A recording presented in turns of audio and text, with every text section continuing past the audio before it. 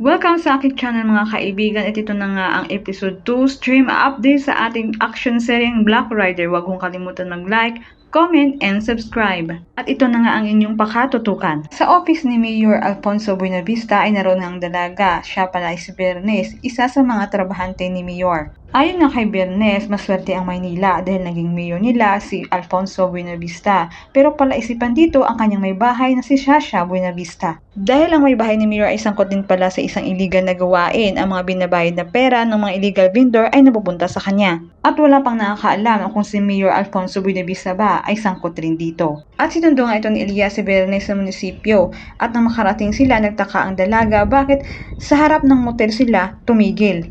Nagalit si Bernes at sinimpal si Elias sa pag-aakala na dadalhin siya dito sa motel. Ang paliwanag naman tong ni Elias bakit siya doon huminto ay para walang bayad at may kakilala siya doon. At nang makarating sila sa lugar kung saan siya dinala ni Elias ay nagtapat itong si Bernes na niloko raw siya nito ng una niyang boyfriend. At nangako naman tong si Elias kay Bernes na hindi siya sasaktan kailanman. At doon na nagkamabutihan ng dalawa at tuloy-tuloy ang kanilang paglabas. At dahil nagkamabutihan din sila at malapit na sa isa't isa, isang araw, dinala ni Elias si Bernes sa isang magandang lugar at lakas loob siyang nagtapat kay Bernes kung tatakapin ba niya ang alok nitong kasal. At hindi nagdalawang isip na sumang-ayon itong si Bernes at yun na nga nagsimula ang masayang nilang kasal. Kasama ang kanyang kaibigan, kapitbahay at ina, saksi ito sa kanilang pag-isang dibdib. At yan lang naman po mga kaibigan at pakakaabangan ang mga sumusunod. Maraming salamat po sa panonood.